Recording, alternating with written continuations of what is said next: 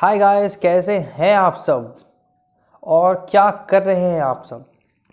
आज today it is 22 दिसंबर और आप दिसंबर में क्या एक्टिविटी कर रहे हो, क्या पढ़ाई कर रहे हो आप, कुछ important work of any author if you are doing, please share with us. तो आज दोबारा से मैं आपके सामने आ चुका हूँ, जैसे कि आप देख सकते हो मेरे को।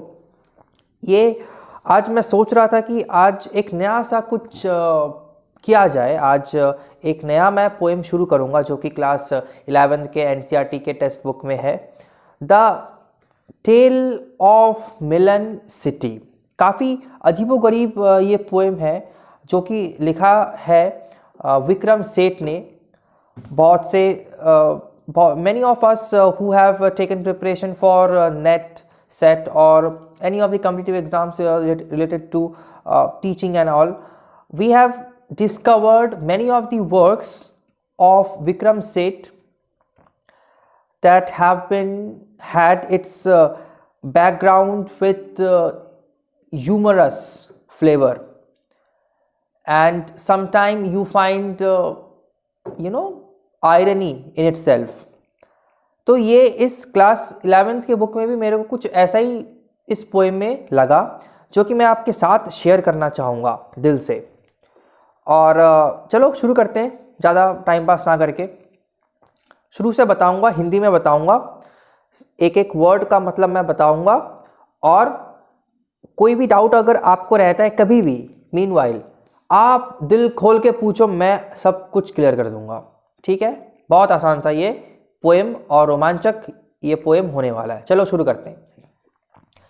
The tale of melon city. Melon का मतलब क्या होता है? तरबूज। टेल का मतलब क्या होता है? टेल का मतलब होता है स्टोरी। तो एक स्टोरी हम पढ़ेंगे जो कि मेलन सिटी के बारे में है। मेलन मतलब तरबूज, उस सिटी के बारे में है। चलो, the following poem is taken from mappings which was published in 1981। ये जो टेल ऑफ मेलन सिटी है, इसको लिया गया है कहाँ से? इसको लिया गया है मैपिंग से। कहाँ से? मैपिंग से, जो कि पब्लिश्ड हुआ था 1981 में, जो कि पब्लिश्ड हुआ था 1981 में, और इसको इंक्लूड किया गया था and is included in the collected poems by Vikram Seth. और इसको डाला गया था किस में? कलेक्टेड पोएम्स में। कलेक्टेड पोएम्स किन्होंने लिखा था? विक्रम सेठ ने लिखा था। इतनी सी बात क्लियर है। प्रश्न अगर आए आपके एग्जाम में कि कहाँ से लिया गया है the tale of melon city, तो आप कहेंगे मैपिंग से। पब्लिश कब हुआ था? 1981 में। और कलेक्टेड पोएम्स में इंक्लूड किया गया है विक्रम सेठ जी के द्वारा, जो कि इस पोएम के राइटर हैं। ठीक है, चलो उसके बाद, the king in this poem is just and Placid. ये जो हम पोएम अभी पढ़ने जाएंगे, ये इस पोएम में आपको एक सेंट्रल फिगर दिखेगा। वो एक राजा होगा। वो कौन होगा? एक राजा होगा, जिसको कहा जाता है कि काफ़ी जस्ट, मतलब ही इज जस्ट। जस्ट का मतलब क्या होता है? तो जो जस्टिस करता हो, जो न्याय देता हो। और प्लेसिड का क्या मतलब होता है बच्चों? प्लेसिड का मतलब होता है कि क्या होता है प्लेसिड का मतलब? प्लेसिड का मतलब होता है one who is very cool, very calm, very composed. ऐसे कहा गया है। हालांकि ये जो महाराज जी जो है, ये जो किंग जी जो है, ऐसे कदापि नहीं है, ऐसा बिल्कुल नहीं है। वो उनका कैरेक्टरिस्टिक पूरा उल्टा है। Does he carry his notion of justice a bit too far? क्या वो कैरी करते हैं, क्या वो मानते हैं जो भी न्याय देने का जो तरीका होता है, क्या उस पर वो अमल रहते हैं? आप बताओ। तो थोड़ा मैं आपको इंट्रोडक्शन दे दूं इस टेल के बारे में, इस पोएम के बारे में। इसमें क्या होता है? किंग होता है जो कि बहुत ही, आप कह सकते हो, इडियट सा होता है। क्या होता है? वो बोलता है कि एक आर्क बनाया जाए। आर्क मतलब क्या होता है? आर्क मतलब अगर आप सर्कल को आधा काट दो तो वो जो दिखेगा जो डायग्राम आपको मिलेगा वो होता है आर्क। तो आर्क जो है उसके पैलेस से या मान लो कहीं पे बनाना, आप कह सकते हो बनाने के लिए कहा गया था। ज़्यादा मैं डीप में नहीं बता रहा, बनाने के लिए कहा गया था। और जब बनाने के लिए कहा गया था, कौन कौन बनाता है वहाँ पे? इंजीनियर होता है, आज के ज़माने में इंजीनियर होता है, उसके बाद लेबर्स होते हैं, उसके बाद आप कह सकते हो वर्कर्स होते हैं, और ये सारे इंसान बनाते हैं ना ये सारे। तो जब उन्होंने कहा था कि आप बनाओ मेरे लिए, उनके अंतर्गत जो भी है, और जब वो मतलब बाहर निकले उस आर्क को देखने के लिए, उनका जो मुकुट था, उनका जो क्राउन था, वो आर्क से टकरा गया। भाई ये कैसी बात हो गई? हाँ, वो आर्क जो था उससे वो टकरा गया। तो कितना लंबा चौड़ा वो आर्क होगा या कितना छोटा वो आर्क होगा कि उसका जो मुकुट है चलते वक्त टकरा जाता है। सोच सकते हो आप? बड़ा ह्यूमरस सा ये एक्टिविटी है, इसलिए यहाँ पे कहा गया है कि ये जो पोएम जो है ये काफ़ी हद तक ह्यूमरस है, ठीक है, हाँ, हास्य लायक है, मतलब हंसने के लायक है। और उनको अपना जो ही फील्स वेरी ह्यूमिलेटेड, वो अपना अपमान जो है वो सहन नहीं कर सकते। वो अब ऑर्डर देते हैं कि बुलाओ जिसने भी ये बनाया है, इस आर्क को बनाया है, उसे बुलाओ, मैं उसको सेंटेंस दूंगा। किसका? मतलब हैंग टिल डेथ। सोचो, ये हो गया, मृत्यु का मैं घोषणा दूंगा, प्रोक्लेमेशन करूंगा, फरमान करूंगा। ऐसे कैसे हो सकता है अचानक से? अभी आपने बताया कि सारा कुछ बना दो हमारे लिए, और थोड़ी देर बाद आप जब निकलते हो आपका मुकुट टकरा जाता है, वो गिर जाता है, आपको अपना मतलब इज्जत का फालूदा बन जाता है। फिर वो कहता है कि आप बुलाओ जिसने भी ये बनाया है। उसके बाद जो है ये एक के बाद एक एक्टिविटी होती रहती है। कैसे टाइप्स की एक्टिविटीज़ होती रहती है इसमें? जो वर्कर है, जो मतलब सबसे पहले चीफ ऑफ लेबर्स जो था, वो चीफ जो था, ठीक है, वो कहता है कि ये लेबर का दोष है। लेबर कहता है कि ये आप कह सकते हो ईंट जो है वो ईंट ठीक प्रकार से नहीं थे। आर्किटेक्ट कहता है कि आर्किटेक्ट मतलब जो बनाने वाला है, उसको डिज़ाइन जो देने वाला है उसे कहते हैं आर्किटेक्ट। वो कहता है कि आपने ही तो कहा था राजा कि थोड़ा कुछ चेंजेस इसमें लाया जाए इसको बनाते वक्त। तो ये सारे चीज़ें जो हैं इस पोएम में होने वाले। आप सोच नहीं सकते कितना कुछ होने वाला है। तो अंतिम चरण पर क्या होता है? राजा जो है खुद को ही फांसी का फैसला सुना देता है। हाय, ये क्या हो गया? राजा ने खुद को ही बता दिया कि हैंग टिल डेथ। ये कैसे हो सकता है? हाँ, यही तो हुआ है, यही तो हुआ है। इसीलिए ही कहा गया है इसको ह्यूमरस। बार बार मैं ये वर्ड यूज कर रहा हूँ, हास्य लायक, जो हंसी के लायक हो। अब उसके बाद क्या हो गया? वो तो टपक गया, मतलब वो तो चले गए, ठीक है। अब क्या हो गया? वहाँ पे जो मिनिस्टर्स थे या सारे जो मतलब मिनिस्टर्स ही कहते हैं, वो लोग कहते हैं कि गेट से सर्वप्रथम जो इंसान आएगा उसको हम नेक्स्ट किंग बनाएंगे। क्या बनाएंगे? उसको हम नेक्स्ट किंग बनाएंगे। और या उससे, हाँ, जब वो महान इंसान गेट से प्रवेश, ये मतलब उनका मृत्यु के बाद की बात कर रहा हूं मैं। राजा जी चले गए, स्वर्गवास हो गए। अब ऐसा जो निवासी थे किंगडम में जो रहते थे, वहाँ पे जो मिनिस्टर्स थे, उन्होंने ये फैसला किया था कि जो गेट से, द्वार से सर्वप्रथम इंसान आएगा उसको हम क्या बनाएंगे? उसको हम बनाएंगे राजा। अब क्या होता है? अब जब कोई इंसान वो आता है, उसके पास जो है, जो गार्ड है या जो भी हो, इंसान जाता है, कहता है आप हमारे नए राजा हो। तो वो कहता है मेलन। मेलन मेलन मेलन का मतलब क्या होता है? तरबूज होता है। मतलब वो, उसका दिमाग जो था वो सटकाया हुआ था पहले से ही। वो इंसान भी खुद भी स्टूपिड था। वो हमेशा जिसको देखता था या जिससे भी बातें करता था, उसके मुंह से यही लफ्ज निकलते थे। क्या निकलता था? मेलन। मेलन मतलब तरबूज, तरबूज। हाय, ये क्या बात कर रहे हो आप? ऐसा कौन कहता है? हाँ, यही तो बात है, यही तो बात है।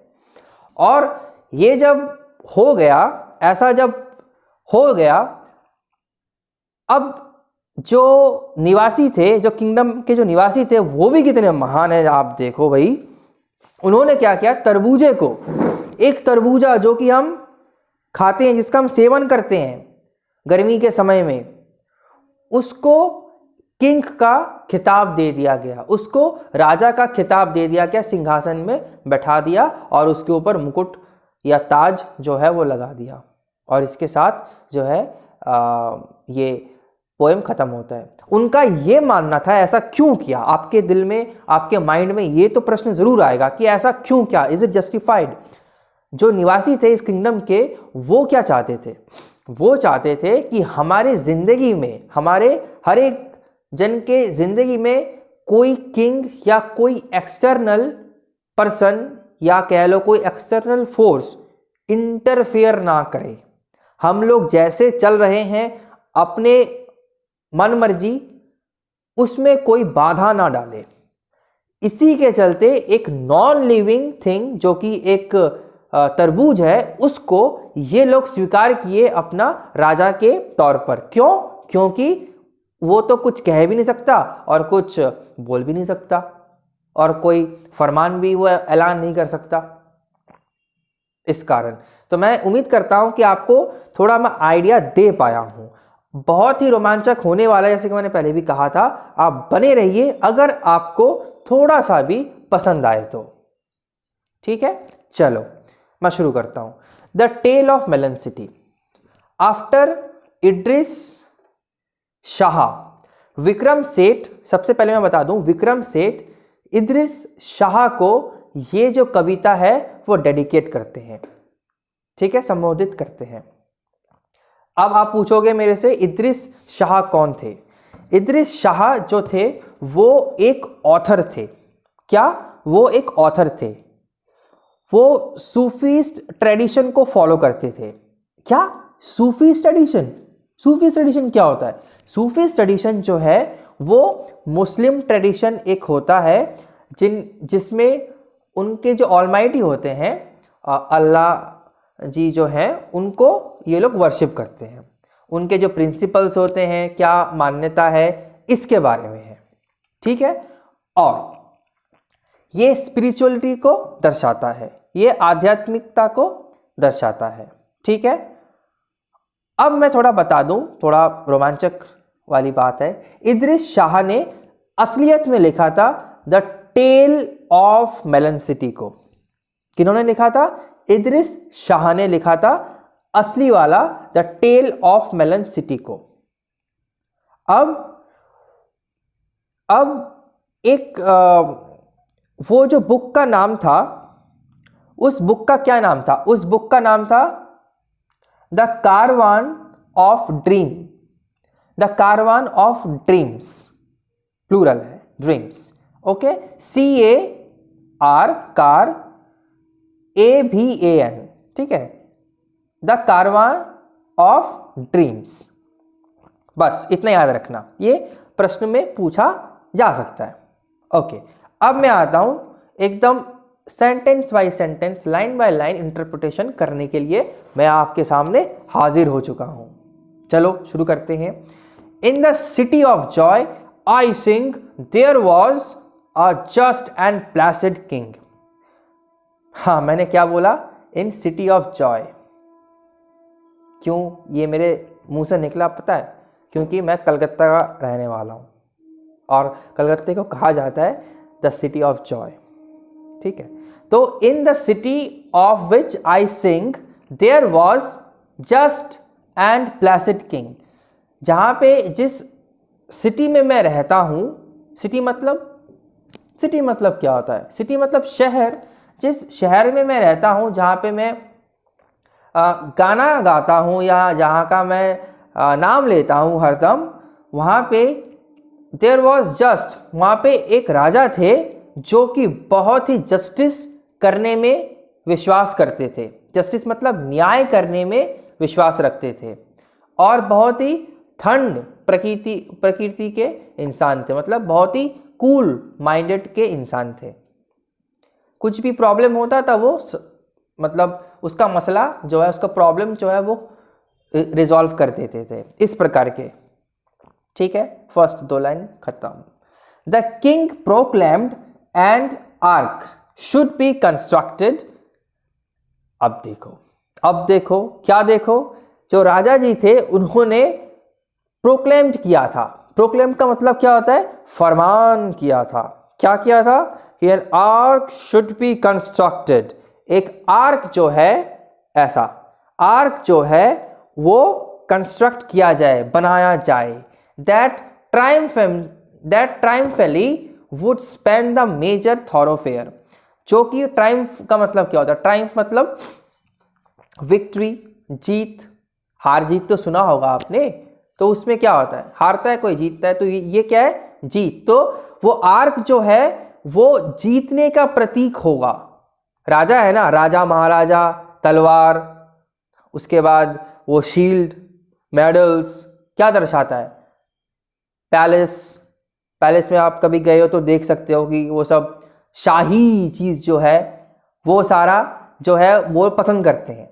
तो आर्क जो है वो किसका प्रतीक है? वो प्रतीक है विक्ट्री का, विन का, ट्रायम्फ का, जीत का। That triumphally would span the major thoroughfare to edify spectators there. और ये एक्सटेंड करेगा, वो जो आर्क है वो बढ़ेगा, एक्सटेंड करेगा, एक्सपेंड करेगा। कहां से? The major थॉरोफेयर। थॉरोफेयर का मतलब होता है कोई भी पब्लिक रोड, कोई भी पब्लिक जहां पे आम जनता चलते फिरते हैं, घूमते हैं, उस जगह से टू एडिफाई स्पेक्टेटर्स। उस जगह से आप कह सकते हो पैलेस तक जो है, ये जो आर्क है ये बनेगा। टू एडिफाई, जिससे कि जो स्पेक्टेटर्स जो हैं वो वहां पे आए, टू एडिफाई मतलब क्या होता है? एडिफाई मतलब होता है कि कुछ मोटिवेट करना। स्पेक्टेटर्स वहां पे आए मतलब दर्शक वहां पे आए, वो उससे क्या हो? इंस्पायर्ड हो देख के। ओ माय गॉड, हम जिस किंगडम में रहते हैं, ये जो बड़ा सा आर्क है, ये इतने सारे युद्ध इन्होंने जीते हैं, इसका ये प्रतीक है। ये जो भावना है आम जनता में ये उत्पन्न हो सके, इसलिए बनाने के लिए कहा गया था। क्या मैं क्लियर कर पाया हूं आपको? क्या कॉन्सेप्ट है यहां पे लिखा हुआ? ठीक है। अब देखो, the workman went there and built the thing. और जो वर्कमैन मतलब क्या होता है? जो काम करने वाले इंसान हैं, वो वहां जाते हैं और बिल्ट द थिंग, और इस आर्क को बना दिए थे या देते हैं। They did so since he was the king. जब से वो राजा है तब से इसको बनाया गया था, या तब से इसको बनाया गया था। The king rode down the thoroughfare to edify spectators there. और जो राजा है वो यहां से गुजरते हैं। कहां से? इस आर्क के नीचे से गुजरते हैं। थॉरोफेयर का मतलब मैंने क्या कहा था आपको? थॉरोफेयर का मतलब होता है वो पब्लिक रास्ता जहां पे आम निवासी, हमारे जैसे, आपके जैसे इंसान जो है वो चलते फिरते हैं। तो अचानक से कोई महामहिम आ गए और वहां से उसका मतलब देखने के लिए वहां से निकल पड़े, ठीक है। और फटाक से क्या हुआ? देखो बताता हूं, रुको, यहाँ पे क्या है वो पढ़ लूं, उसके बाद बताता हूं एक के बाद एक। The king rode down the थॉरोफेयर। वो जो किंग जो थे वो उस पब्लिक रास्ता से गुजरे। क्यों गुजरे? उनकी क्या मंशा थी, क्या दिमाग में चल रहा था? वो ये चाहते थे कि जिससे कि जो ऑन लुकर्स हैं, मतलब वहां के जो निवासी हैं, वो लोग बहुत ही अपने आप को इंस्पायर्ड फील कर सके, वो मतलब मोटिवेटेड रह सके। इसलिए अब देखो, मेरे पास एनसीईआरटी की बुक है, ठीक है, मैं वहां से बता रहा हूं आपको। Okay. Under the arch he lost his crown. हाय हाय हाय, क्या हो गया? अब महामहिम जब नीचे गए और वहां से वो चलते बने तो उनका क्या हो गया? उनका जो क्राउन है वो नीचे गिर गया। वो क्या हो गया? नीचे गिर गया। क्राउन मतलब मुकुट। The arch was built too low. तो जो बनाया था, जो वर्कमैन ने जो काम किया था, वो इतना छोटा था आर्क कि वहां से गुजरते ही जो महामहिम है, हमारे जो किंग है, उनका मुकुट गिर जाता है। The arch was built too low, वो बहुत ही नीचे बनाया गया था, उसका जो हाइट था वो बहुत ही कम था, इसलिए ऐसा हुआ। A frown appeared upon his placid face। Frown मतलब क्या होता है? लाइक दिस, ये है ना आईब्रो, ये ऊपर हो रहे हैं और यहाँ पे काफी सारे दाग क्रिएट हो रहे हैं, मतलब लाइंस क्रिएट हो रही है, ठीक है, इसको कहते हैं फ्राउन। क्या कहते हैं इसको? फ्राउन कहते हैं। appeared upon his placid face, उनका फेस कैसा था? काफी शांतिपूर्ण था, काफी शांतिपूर्ण। अचानक से ऐसी हरकत के बाद क्या हो जाता है, उनका जो फ्राउन है, मतलब यहाँ पे ऐसे वो करने लग जाते हैं, हे भगवान क्या हो गया मेरे साथ, हाय हाय हाय, तौबा तौबा तौबा, ये तो नहीं होना चाहिए था, ऐसे कैसे हो गया, ठीक है, लाइक दिस। उसके बाद the king said this is a disgrace. King ने बताया, राजा ने बताया, ये तो बहुत ही अपमानजनक परिस्थिति है, ये बहुत ही अपमान है मेरा। दिस इज डिस्ग्रेस, ये एक अपमान है मेरा। The chief of builders will be hanged.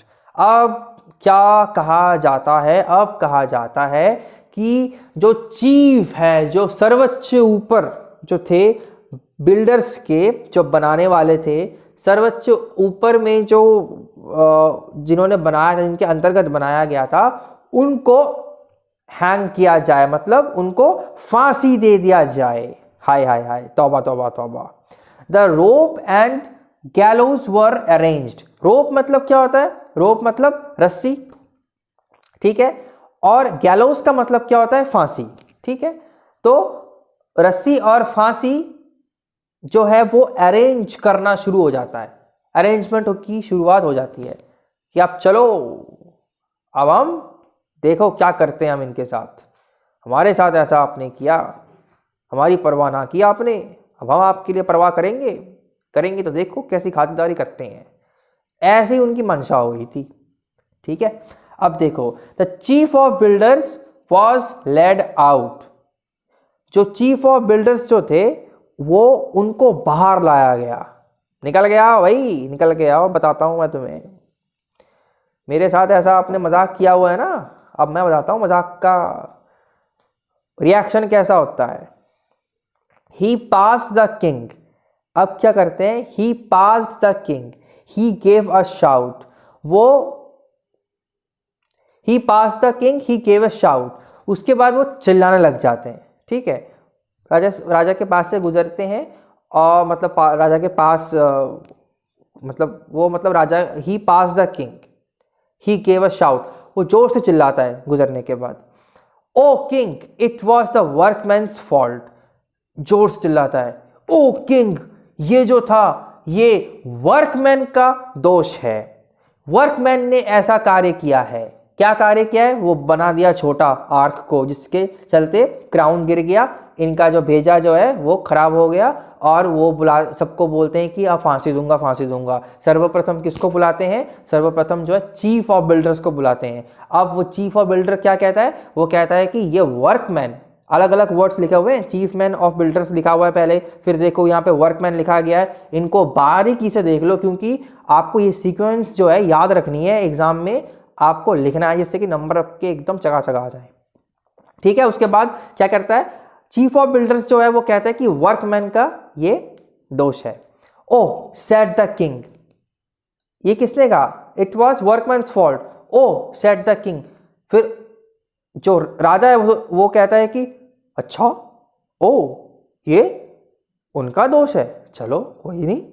And called a halt, और फिर थोड़ा थम जाता है, लाइक दिस, काम कंपोज्ड, पता है ना, जस्ट। तो to the proceedings being just and placider now he said I must. तो ये सारा जो कार्रवाई जो है चल रहा था, उसी बीच क्या हुआ? Being just and placider now, वो अभी थोड़ा क्या हो चुका है? थोड़ा प्लेसिड हो चुका है। प्लेसिड मतलब मैंने बताया था आपको कि बहुत ही कूल हो चुका है। उसने कहा आई मस्ट, अब मेरे को करना ही करना है। क्या करना है? पढ़ते हैं तब ना पता चलेगा, सब ऐसे ही बता दूं मैं। चलो, have all the workman hanged instead. कोई नहीं, चीफ ऑफ बिल्डर्स को आप छोड़ दो, अब मैं काम करता हूं। जो भी वर्कमैन वहां पे थे, सारे जो वर्कमैन है सारे को हैंग कर दो, मतलब सारे को फांसी दे दो, ठीक है। The workman looked surprised. अब वर्कमैन जो है वो काफी सदमे में आ गया, अभी क्या कह रहा है, ये बोल क्या रहा है। द वर्कमैन लुक्ड सरप्राइज्ड, वो मतलब सरप्राइज्ड हो गया पूरा। एंड सेड, अब कहता है कि O king, you do not realise the bricks were made of the wrong size. ओ राजा, आपको ये मालूम नहीं था, ये आपको रियलाइज नहीं हुआ कि जो ईंट के जो शेप्स हैं वो ठीक शेप के नहीं थे। ऐसा कहा जा रहा है। कौन कह रहा है ये कह रहा है वर्कमैन, ठीक है। समन द मैशन, अब राजा कह रहा है कि अब बुलाओ मैशन को। भाई मैशन का मतलब क्या होता है? मैशन का मतलब होता है कि जो बनाता है ईंट को, या ईंट से कोई भी चीज जो बनाता हो उसे कहते हैं मैशन। स्पेलिंग देख लो, MASONS, fine. Said the king, the masons stood there quivering, और वहां पे मैशंस जो है एकदम कांप रहे थे, ऐसे ऐसे करके। क्विवरिंग मतलब कांपना, डर के मारे कांप रहे थे कि यार अब हमारे पे दोष आ गया, अब क्या करेंगे। चलो देखते हैं क्या होता है। It was the architect, they said. अब मैशंस जो है वो कहते हैं कि ये किसका दोष है? ये आर्किटेक्ट का दोष है। आर्किटेक्ट का मतलब क्या होता है? जो कि डिज़ाइन बनाता है या देता है, कुछ भी बड़ा बिल्डिंग बनाने के लिए जो डिज़ाइन जो देते हैं ना, उनको कहते हैं आर्किटेक्ट।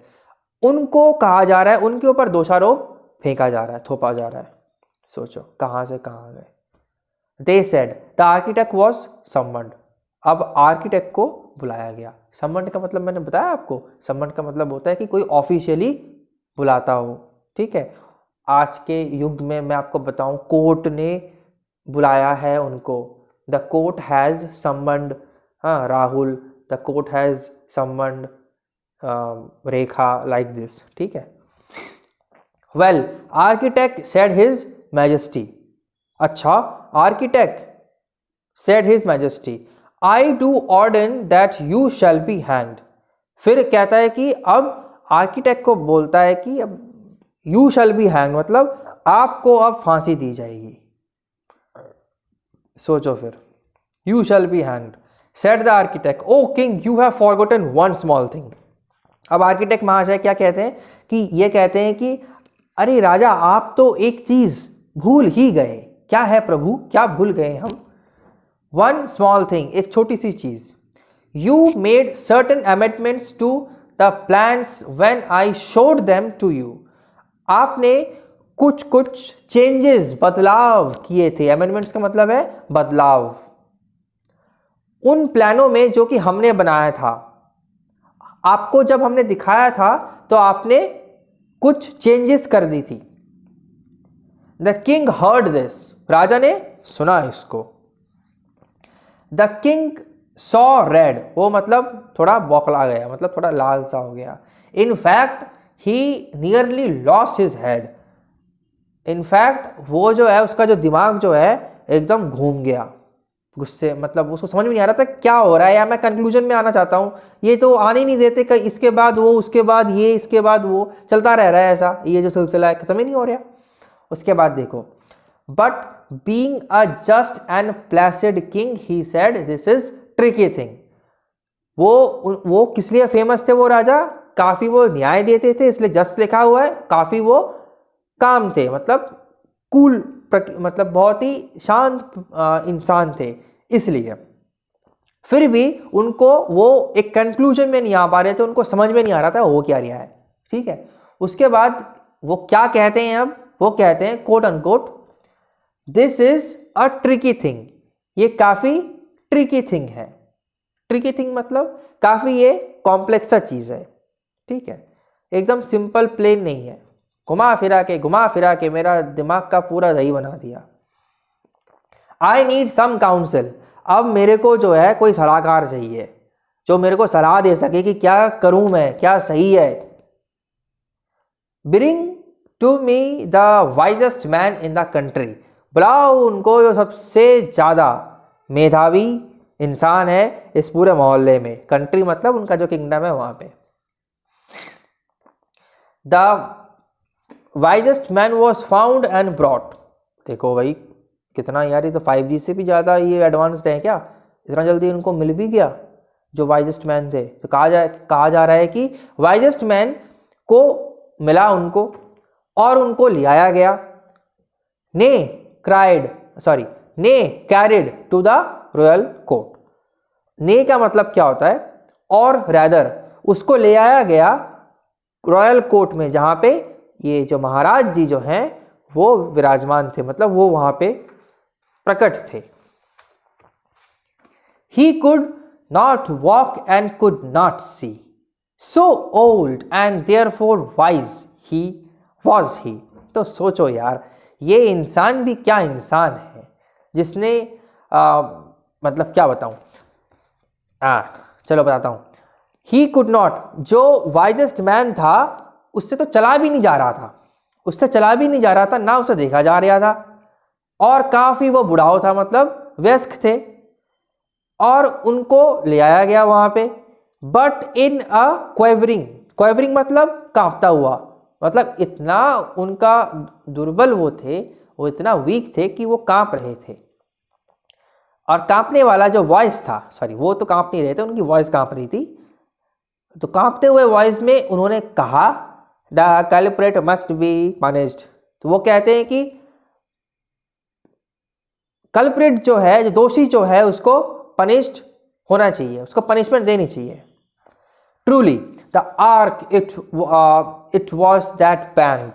सच्ची में जो आर्क है इट वॉज दैट बैंड, जिसने स्ट्राइक किया था, क्राउन को गिरा दिया था, the crown off and it must be hanged, और उसको सजा देनी ही चाहिए। To the scaffold the arch was led, और to the scaffold the arch was led. सोचो यार, इसका मतलब क्या होता है? स्कैफोल्ड का मतलब क्या होता है? Platform for the execution of criminals, जहां पे क्रिमिनल्स को क्या करते हैं, एग्जीक्यूट करते हैं, मतलब टपकाया जाता है, ठीक है, फांसी दे के खत्म। तो वहां पे ये जो आर्क जो है उसको ले जाया गया। When suddenly a counselor said, जब एक सलाहकार ने, काउंसलर मतलब वो क्या होता है, सलाहकार, उसने कहा how can we hang so shamefully what touched your head. हम कैसे इसको शेमफुली हैंग करवा सके, लटका सके, मतलब आर्क को। वॉट टच्ड योर हेड, जिसने कि आपके हेड को टच किया था। योर मैजेस्टी मतलब हुकुम। ट्रू म्यूज द किंग, फिर किंग भी सोचता रह गया। हाँ यार सही कह रही है। म्यूज मतलब होता है कि एब्जॉर्ब हो जाना सोचने में, मग्न हो जाना सोचने में। By now the crowd restless was muttering aloud. By now अब तक जो है क्राउड जो है वो बेकाबू हो चुका था, ठीक है। वॉज मटरिंग अलाउड, और वो चीखते चिल्लाते रहे, ठीक है। मटरिंग मतलब कुछ अपने मतलब बटर लाइक दिस थे, वो सब बोलने लग गए। ऐसा सिचुएशन हो रहा है यार, पूरा नाटक सा चल रहा है, तो कोई मतलब क्या समझेगा। हालांकि यार सारे ही इंसान जो है ऐसे इडियट्स हैं, हम भी मतलब क्या बताएं, इसको पढ़ के अपना भी जो है एक ह्यूमरस का फ्लेवर अपने को मिलता है, काफ़ी अच्छा लग रहा है। ऐसा हो थोड़ा एंटरटेनमेंट, मनोरंजन चलता रहेगा इसी बीच। ओके आगे बढ़ते हैं। The king perceived their mood and trembled and said to all who were assembled। जो राजा जी थे वो समझ पाए जो मूड है पब्लिक का, आम जनता का, और वो थोड़ा कांप गया, और उसने कहा था to all who were assembled, जो भी वहां पे असेंबल्ड हो चुके थे, जमा हो चुके थे, let us postpone consideration of फाइनर points like guilt. हम जो है पोस्टपोन कर देते हैं, मतलब डिले कर देते हैं, बाद में हम इसके बारे में सोचेंगे। कंसिडरेशन का आप यहाँ पे मतलब समझते हो, डिस्कशन करेंगे इस वाले पॉइंट्स में, इस वाले पॉइंट्स के बारे में क्या हमें करना चाहिए। लाइक गिल्ट मतलब अपना ही मतलब कुछ दोष, गिल्टी फील करना, ऐसे कहते हैं ना, सही नहीं लग रहा, हाँ, हमने कुछ गलत कर दिया किसी के सामने, बाद में आके अपने को पछतावा फील हो रही है, ठीक है, तो उसे कहते हैं गिल्ट। तो ऐसे प्रकार मतलब इसको हम बाद में क्या करेंगे, कंसिडर करेंगे, सोचेंगे इसके बारे में। The nation wants a hanging, बस नेशन जो है मतलब उनका जो किंगडम है वो चाहता क्या है, हैंगिंग। हैंगिंग का मतलब क्या होता है, फांसी, फांसी चाहता है, ठीक है। हैंग्ड मस्ट बी समवन, किसी को ना किसी को हैंग तो होना ही होना है। एंड दैट इमीडिएटली, और वो बहुत ही जल्दी। The news was set up somewhat high, जो न्यूज है, न्यूज मतलब ये मान लो ये रस्सी है, ये मान लो रस्सी है, ठीक है, ये रस्सी है, और ये जो लूप जो होता है ना गोला सा, ठीक है, ये जो इसके अंदर मुंडी घुसेड़ते हैं, ठीक है, तो ये जो है नूस, NOOSE, आई बात समझ में। Noose was set up somewhat high, noose को जो है वो ऊपर लटकाया गया। Each man was measured by and by, हर एक जो इंसान है उनको मेजर अप करवाया जा रहा था कि ये जो नेक है, गर्दन है, वहां तक पहुंच रही है कि नहीं पहुंच रही। But only one man was so tall he fitted, मगर एक जो मैन था वो कितना टॉल था, वो कितना लंबा सा था कि उसका जो नेक है वो टच हो गया वहां पे। वन मैन, सिर्फ एक मात्र वो इंसान, दैट्स ऑल, और वो मतलब बस और कुछ नहीं, एक इंसान को ही मतलब टपकाना, समवन, किसी को ना किसी को, एवरीवन तो कहा नहीं ना, इसलिए। ही वॉज द किंग, अरे क्या, कैसे, क्यों, राजा को ही टपका दिया जाएगा, मतलब राजा जो है वो इतना लंबा था कि वो जो न्यूज है वहां तक उसका जो नेक है वो पहुंच चुका था। His majesty was there for hanged by royal decree, तो उसका जो मैजेस्टी जो है, उसका जो पूरा ब्रह्मांड है, मतलब उसका जो मतलब किंगडम का जो ब्रह्मांड है वो पूरा अब रॉयल डिक्री। रॉयल डिक्री का मतलब क्या होता है, उसने, रॉयल मतलब वो खुद ही, डिक्री मतलब ऑर्डर, अपने ही ऑर्डर से अपने को ही वो खत्म करने में चला हुआ है, तो इसलिए तो कहा जा रहा है कि वो कितना बेवकूफ था, इडियट सा था। Thank goodness we found someone, चलो सही है, भगवान का शुक्र अदा है, हम शुक्र अदा कर रहे हैं कि हमें कम से कम कोई तो मिला। सेड द मिनिस्टर्स, अब ये कौन कह रहा है, ये कह रहा है मिनिस्टर्स जो वहां पे थे। For if instead we had not the unruly town might have turned against the crown, अगर हम नहीं करते ऐसा कुछ, ठीक है, जो अनरूली टाउन है, मतलब अनरूली का मतलब होता है जो मानता नहीं है कोई बात, तो ये टाउन जो है रेस्टलेस हो चुकी थी, बेकाबू हो चुकी थी, चिल्ला रही थी, ठीक है, ये जो है, नहीं तो ये जो टाउन है, अनरूली टाउन जो है, रेस्टलेस जो टाउन है, बेकाबू जो टाउन है, आम निवासी, ये सारे जो है क्राउन के अगेंस्ट में हो जाते, राजा के अगेंस्ट में हो जाते, ठीक है, उसके विरुद्ध में हो जाते। Long live the king the minister said, देखो ये पूरा आयरनी, वो मरने चला है और वहां पे कहा जा रहा है कि लॉन्ग लिव द किंग, बहुत दिन जियो राजा, कौन कह रहा है, ministers. Long live the king is dead, पूरा आयरनी, पूरा आयरनी, पूरा मतलब किस हिंदी में कहते हैं कटाक्ष, rectify me if I go mistaken, कटाक्ष कहते हैं मेरे ख्याल से, ठीक है। तो लॉन्ग लाइफ द किंग, दोबारा से बहुत दिन जियो राजा, अब राजा जो है वो मर चुका है, is dead, RIP, rest in peace. They pondered the dilemma, they मतलब कौन, ये जो मिनिस्टर्स थे वो लोग इस डिलेमा मतलब क्या होता है, डिलेमा मतलब होता है कोई भी क्योटिक सिचुएशन, कंफ्यूजन, ठीक है। Then being practical minded man, वो इस डिलेमा के बारे में सोचते गए, और इस practical and being practical man, और वो अपने आप को क्या बता रहे हैं, बहुत ही प्रैक्टिकल मैन बता रहे हैं, ठीक है। प्रैक्टिकल मतलब समझते हो ना, एक्सपीरियंस से जो हम सीखते हैं, हमें जो करना आना चाहिए, होना चाहिए, उसे हम कहते हैं practical. Sent out the heralds to proclaim, अब जो है messengers, sent out the messengers, messengers को सेंट आउट कर दिए, वहां से सेंड कर दिया गया, ये बतलाने के लिए, प्रोक्लेम ये फरमान देने के लिए, बतलाने के लिए, इन इज फॉर्मर मैजेस्टीज नेम, मतलब पिछले जो मैजेस्टी वहां पे था वो तो डेड हो चुका है अभी, ठीक है, पहले जो मतलब वो कार्यभार संभालता था किंगडम का, उसके बिहाफ से। The next to pass the city gate will choose the ruler of our state. अच्छा जी, मैंने शुरुआत में बताया था ना आपको कि एक पागल सा आएगा, वो कहेगा मेलन मेलन मेलन, ठीक है। तो जो सर्वप्रथम इंसान होगा, ठीक है, वो जिसे कहेगा वो होगा किंग। मैंने तो उसको कहा था, ठीक है, वो नहीं, वो जिसे कहेगा उसको हम मानेंगे राजा। देखो ये कहा जाएगा, the next to pass the city gate, जो सिटी गेट को पास करेगा वो चूज करेगा, वो इंसान जो भी हो वो इंसान चूज करेगा कि इस राज्य का रूलर कौन होगा, शासक कौन होगा।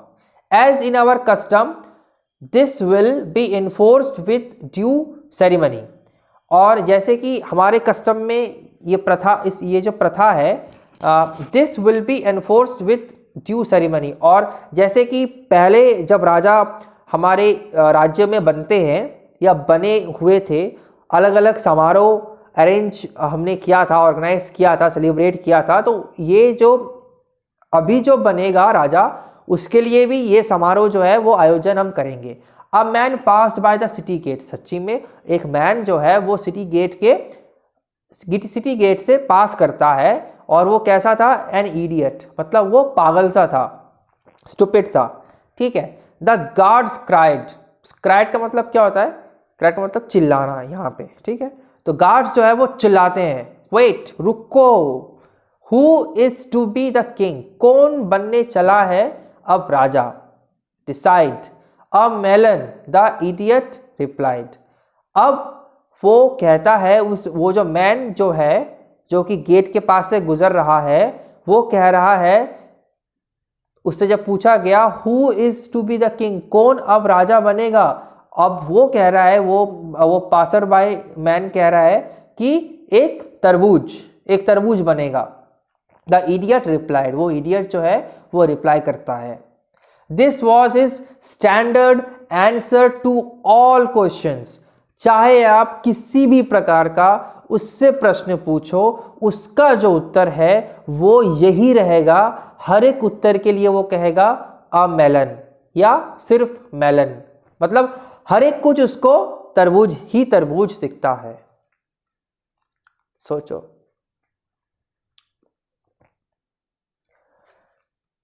This was his standard answer to all questions, कोई भी प्रश्न पूछो उसका यही उत्तर रहेगा। ही लाइक्ड मेलन्स, क्यों कहता है, क्योंकि उसको बहुत ज्यादा पसंद है क्या, तरबूज। You are now our king, आप अब हमारे राजा हो। द मिनिस्टर सेड, मिनिस्टर ने कहा, और क्राउनिंग अ मेलन, अब मेलन के ऊपर वो ताज जो है वो रखा जा रहा है। Then they led carried the melon to the throne and reverently set it down, और मिनिस्टर्स जो हैं उस मेलन को कैरी करते हुए सिंहासन के ऊपर, मतलब थ्रोन के ऊपर उन्होंने रखा, एंड रेवरेंटली मतलब बहुत ही एडमायरली, आप कह सकते हो, बहुत ही एडमायरली उसको वहाँ पे बिठा दिया। अब से वही शासक है, वही सब कुछ है। तो कितना ह्यूमरस सा ये पोएम जो है हमने पढ़ा। उम्मीद है आपको सारे कॉन्सेप्ट्स क्लियर हो गए होंगे। कहीं पे डाउट हो तो आप मेरे से पूछो, एक बार नहीं आप 3 बार इसको सुनो, और एक बार टेक्स्ट पढ़ लो। आपको कोई भी प्रश्न कहीं से भी पूछा जाए आप ज़रूर आंसर कर पाओगे। बहुत ही सिंपल सा ये पोएम था। फिर भी कोई डाउट हो मेरे से आप कभी भी पूछो, मैं हमेशा जितना मेरे से हो सके मैं आपको हेल्प करने का पूरा प्रयास करूँगा। Thank you for all your time. Have a great day ahead.